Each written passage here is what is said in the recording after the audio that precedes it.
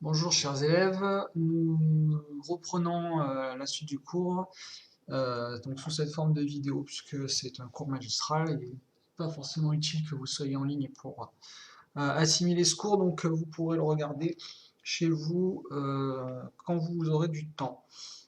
D'ici donc la semaine prochaine, puisqu'on reprend ensuite la semaine prochaine, enfin la reprise, on corrigera l'exercice que vous avez fait sur la carte mentale. Vous pouvez reprendre dans votre cahier la frise chronologique du 19e siècle et donc remplir la dernière case qui vient de se rajouter sous la Troisième République.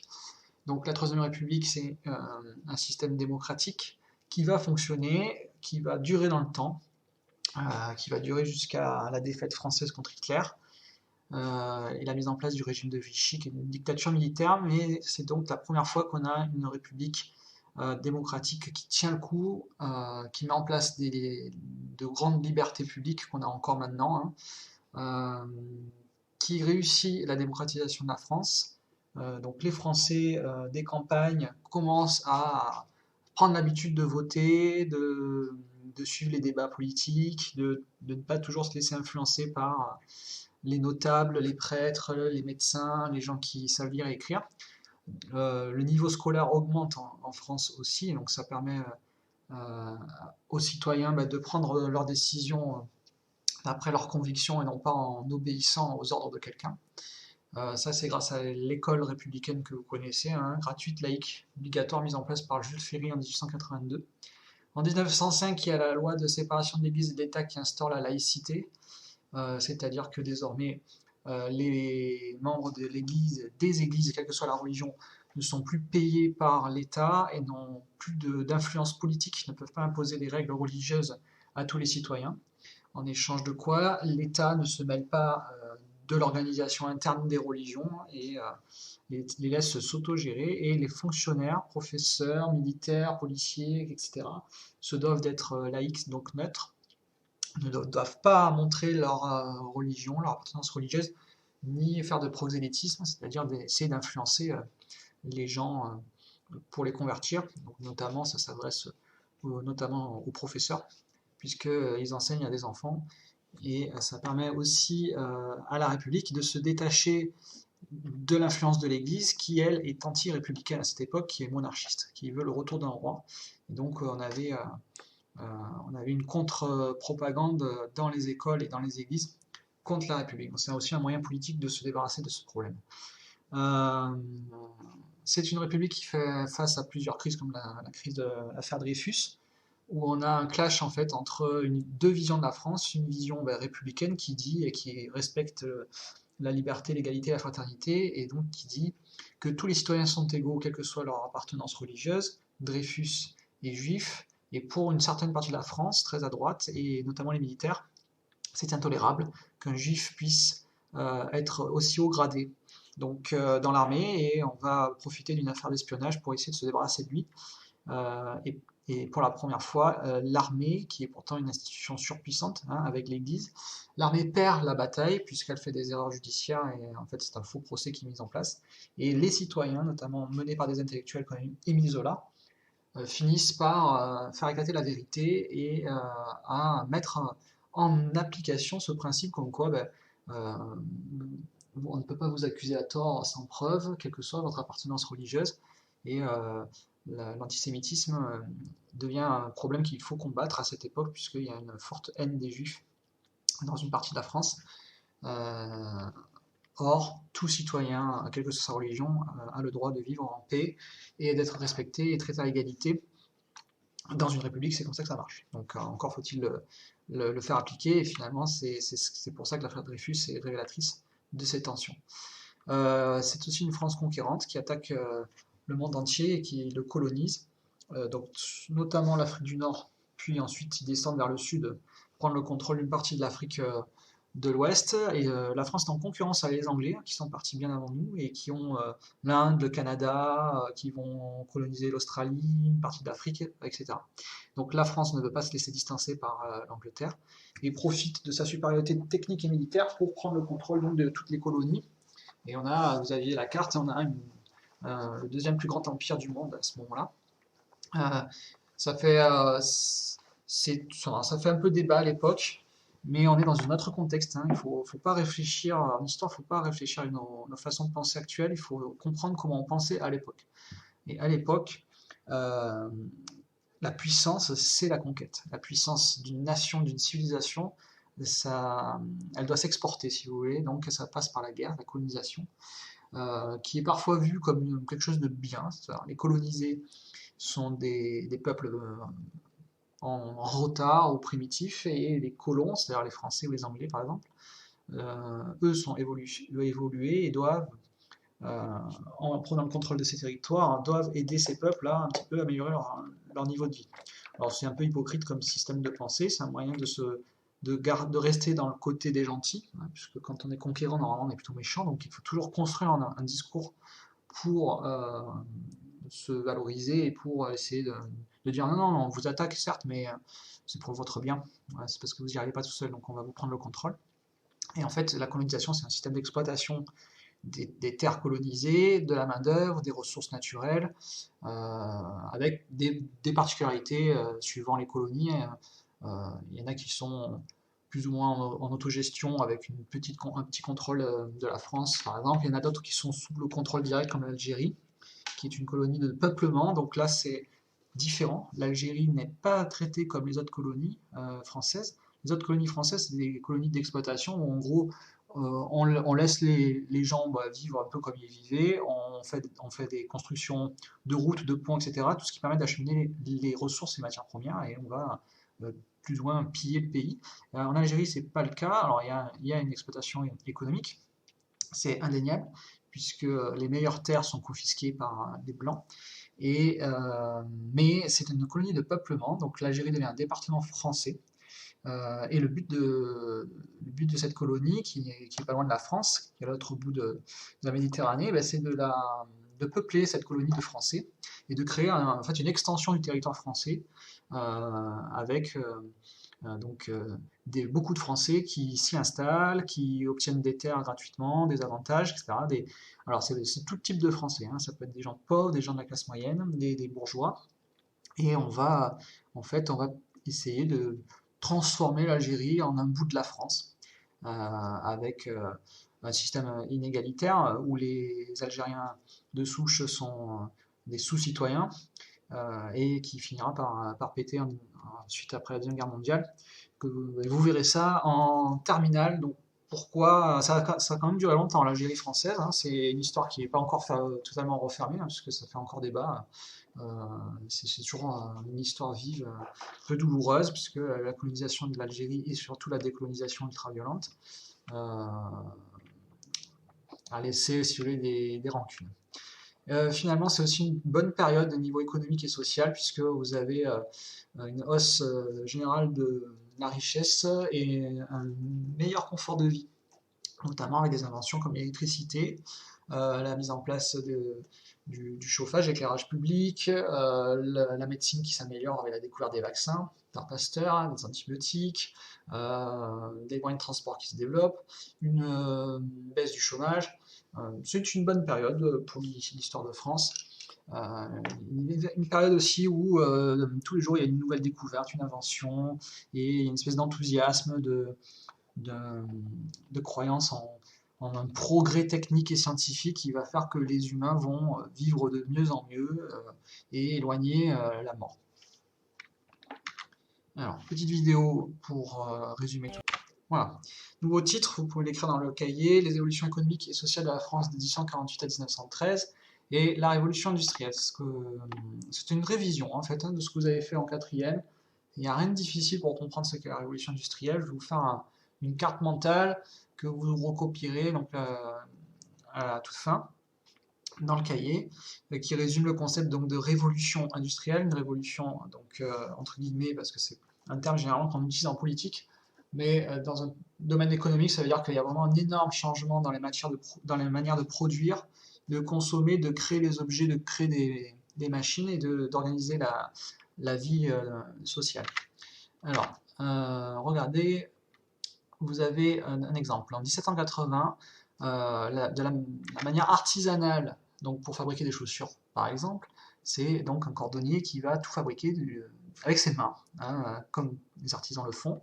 Sans l'aide de machine, il va tout faire, il va acheter les matières premières, il va faire tout le travail nécessaire, mais c'est lent, puisque en une journée de travail, il ne peut que fabriquer que 2 paires de chaussures. Donc 2 paires de chaussures par jour de travail, c'est-à-dire qu'il peut au mieux en vendre que 2 par jour. Et donc pour être rentable, il est obligé d'avoir des prix très élevés, parce que sinon il ne gagnera jamais assez sa vie. Euh, ou alors il faudrait qu'il arrive à produire plus. Ce qui fait que en 1780, avec le système artisanal, vous avez peu de produits qui sont fabriqués par les gens parce que c'est lent. Et du coup, quand on a peu de produits, ben, on a peu de magasins. Dans les magasins, il y a peu de choix, voire pas de choix du tout. Et du coup, tout est très cher, ce qui amplifie les écarts de salaire. A l'inverse, quand vous avez l'intervention d'une machine, donc la révolution industrielle, c'est l'intervention des machines. C'est les machines qui s'invitent dans la vie quotidienne des humains et qui vont améliorer les choses. Et donc là, une machine très simple que vous pouvez voir qui fonctionne avec une pédale, hein, donc qui est même pas totalement automatisée. Ça permet déjà d'augmenter la cadence de travail, de passer à 300 paires de chaussures par jour. Donc vous comprendrez facilement que entre l'artisan qui fait 2 paires par jour et l'usine où on fait 300 paires par jour, c'est clairement l'usine qui va gagner. Les artisans vont commencer à disparaître et on va convertir l'économie en la mécanisant, c'est-à-dire en ajoutant des machines là où c'est possible. Alors il faut quand même des humains à cette époque hein, pour la faire fonctionner. Et ça permet une meilleure productivité, donc plus de produits à vendre, donc ça va faire une augmentation générale, ce qu'on appelle une croissance de la richesse, plus de produits disponibles à vendre, donc plus de magasins pour les distribuer, plus de choix, et quand il y a plus de produits, c'est la loi de l'offre et de la demande, les prix baissent. Donc les prix baissent, ça permet aux gens qui n'avaient pas l'habitude d'acheter certains types de produits d'accéder à la consommation, et donc d'acheter plus de choses, ce qui permet généralement un meilleur niveau de vie. L'industrialisation, donc c'est d'abord de nouvelles techniques de production, et ces nouvelles techniques de production passent par les machines automatisées. La toute première machine automatisée, c'est la machine de Watt qui fonctionne à la vapeur d'eau, et les fameuses machines à vapeur. Euh, Très simple à comprendre. Quand vous faites bouillir de l'eau pour faire vos pâtes, si vous faites des pâtes, vous le ferez, vous mettez une casserole, vous mettrez votre casserole donc sur le feu, vous faites bouillir l'eau, vous mettez un couvercle. Si vous tenez le couvercle fermement, vous allez sentir une force, c'est-à-dire que la vapeur d'eau va vouloir sortir et vous allez sentir qu'il vous faut une petite force pour tenir votre couvercle. Et ben c'est ça, en fait, si vous canalisez cette force, et ben vous pouvez faire avancer des pistons, des cylindres et puis finalement une roue ou d'autres systèmes automatisés. Donc c'est les premières machines à proprement parler qui n'utilisent pas la force humaine pour fonctionner. Donc par contre c'est quand même compliqué, s'il vous faut des réservoirs d'eau, et il faut les chauffer ces réservoirs d'eau. Et pour les chauffer à cette époque on va utiliser le charbon. Donc ça va être l'âge d'or du charbon. Il faut beaucoup de charbon pour que ça brûle bien, hein. Le charbon c'est ce que vous mettez dans vos barbecues pour faire chauffer l'eau et ensuite la canaliser dans les bons tuyaux pour que ça fonctionne.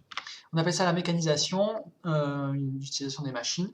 Donc on a une transformation de la manière de travailler, du petit atelier, de la petite boutique où on travaille à la main, on va passer à de grandes structures, des usines, des manufactures, où on va aligner des machines, on va placer des ouvriers et on va gagner plus d'argent. Donc meilleure rentabilité pour notamment les patrons, hein, donc il va y avoir un énorme enrichissement des bourgeois, on en reparlera, et la naissance de grandes fortunes et d'un système capitaliste où vous avez vraiment des millionnaires, puis bientôt des milliardaires qui vont émerger et qui vont investir un peu partout.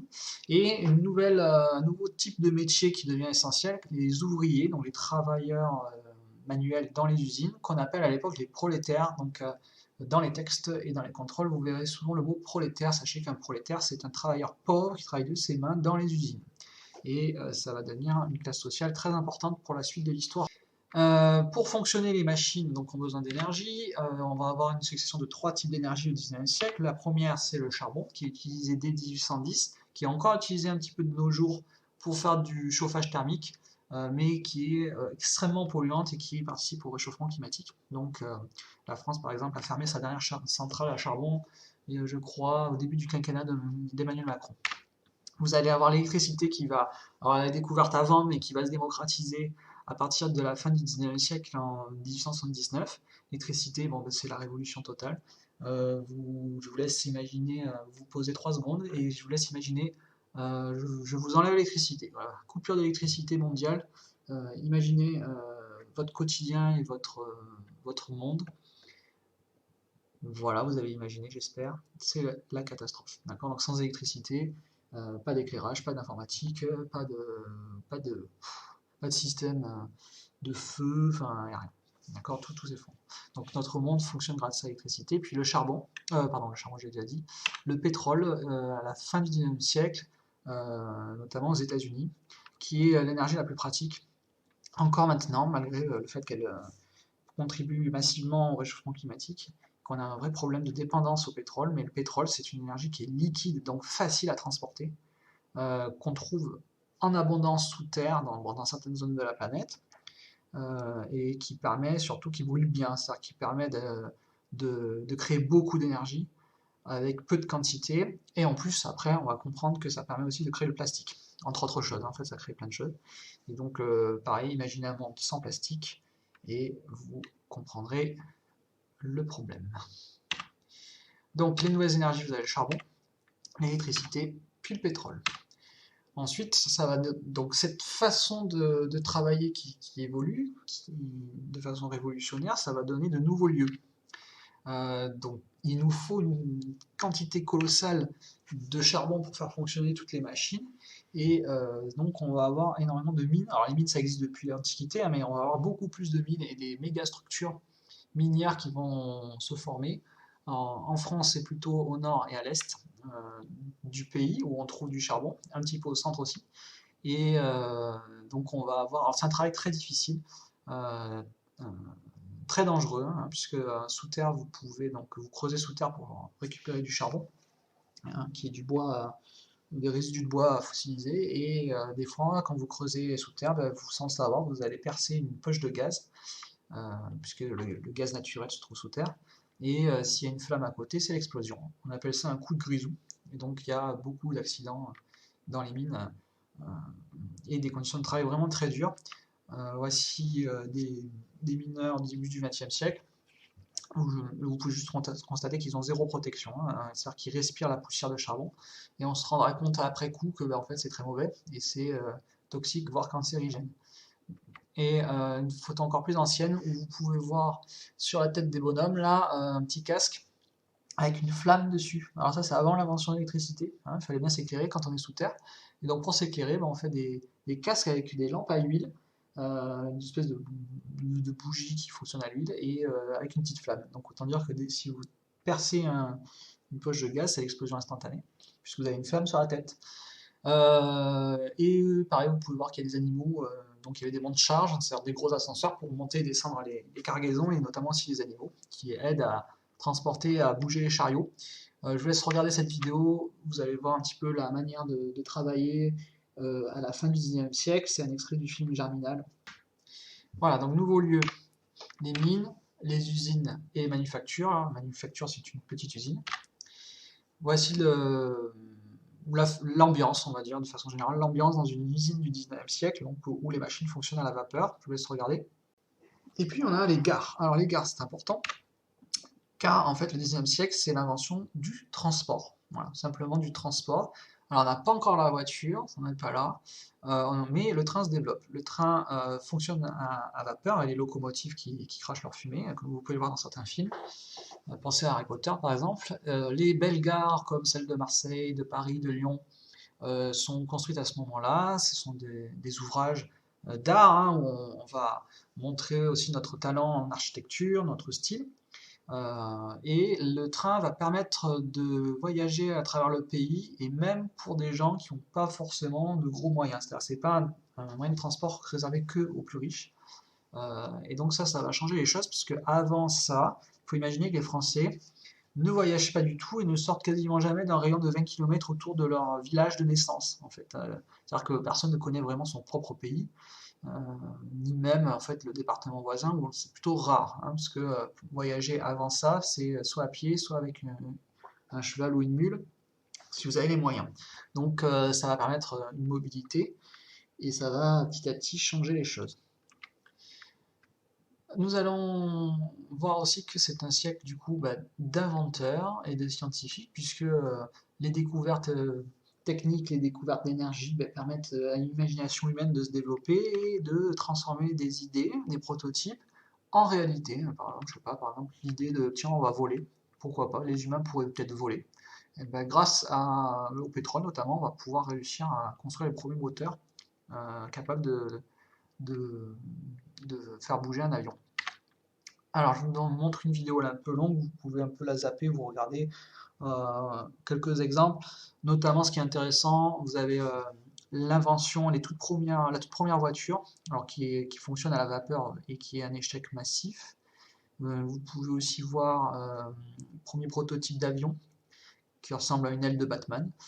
Vous pouvez aussi voir les téléphones, les tout premiers téléphones, pas très pratiques. Voilà, vous avez plein de petits exemples. Je vous laisse un peu regarder par curiosité, vous n'êtes pas obligé de tout regarder. Et du coup, les locomotives, donc les trains, l'acier qui va permettre de construire en hauteur, notamment les gratte-ciel que l'on connaît à New York, à Manhattan par exemple. Le moteur automobile, c'est un moteur à explosion qui fonctionne au pétrole, essence ou gasoil, va être inventé en 1879. Mais les premières voitures sont réservées à l'aristocratie, aux bourgeois. Ça reste très cher au départ. C'est pas encore démocratisé. Le téléphone que vous avez pu voir dans la vidéo, les moissonneuses et les tracteurs d'une façon générale, qui permettent une bonne amélioration des techniques agricoles et des rendements. On ne meurt plus de faim en France à la fin du XIXe siècle. Les disettes n'existent quasiment plus, même s'il y a des gens très pauvres qui peuvent souffrir de carences alimentaires. On ne meurt plus de faim à cette époque. Et on commence même à exporter de la nourriture à l'étranger. Puis l'avion, alors on arrive à voler avec une machine en 1897 sans que le pilote meure. Et il faudra encore quelques années pour que l'avion soit utilisable de façon commerciale, c'est-à-dire pour voyager, ou militairement. Ça arrivera à la fin de la Première Guerre mondiale, même si à cette époque on a des zeppelins, c'est-à-dire des espèces de montgolfières de ballons qui peuvent être utilisés pour le voyage ou pour la guerre. Et tout en bas, vous pouvez voir donc notre classe sociale qui émerge, alors qui existe depuis longtemps, on en a beaucoup parlé déjà pendant la Révolution, hein, les bourgeois. Mais si vous voulez, l'industrialisation va beaucoup profiter à cette classe sociale, parce que c'est des gens qui ont du savoir et qui ont un capital, qui ont de l'argent, et qui vont être capables de l'investir pour fabriquer, pour créer des nouvelles entreprises, des usines, des choses comme ça, et qui vont tirer beaucoup d'argent, beaucoup de richesses à ce moment-là, et qui peuvent parfois être comparés à des nobles en fait. C'est-à-dire qu'ils n'ont pas de privilèges, certes, mais ils ont un mode de vie qui ressemblerait à celui qu'avaient un peu les nobles à l'époque de la Révolution française, c'est-à-dire dans un luxe qui peut être parfois choquant pour les pauvres. On en reparlera, hein, mais il y a une espèce de lutte des classes, de combat un peu permanent entre les plus pauvres, qui sont la masse populaire, et qui sont parfois exploités et qui ont des conditions de travail très difficiles, et les bourgeois qui sont les patrons et souvent les élus, et qui justement eux profitent un peu de cette époque pour gagner en puissance, en pouvoir et en richesse. Je vous laisse regarder un peu le mode de vie des bourgeois, vous pouvez comparer un peu à ce que vous avez vu sur les ouvriers dans les vidéos précédentes. Le cours, on se retrouve donc en présentiel si tout se passe bien normalement la semaine suivante, la semaine prochaine. Vous aurez le contrôle de MC en premier cours. Et ensuite, pour le deuxième cours de la semaine, vous avez à faire cet exercice dans le cahier. Et on fera les corrections et de la carte mentale et de cet exercice en classe par tirage au sort. Voilà, au revoir.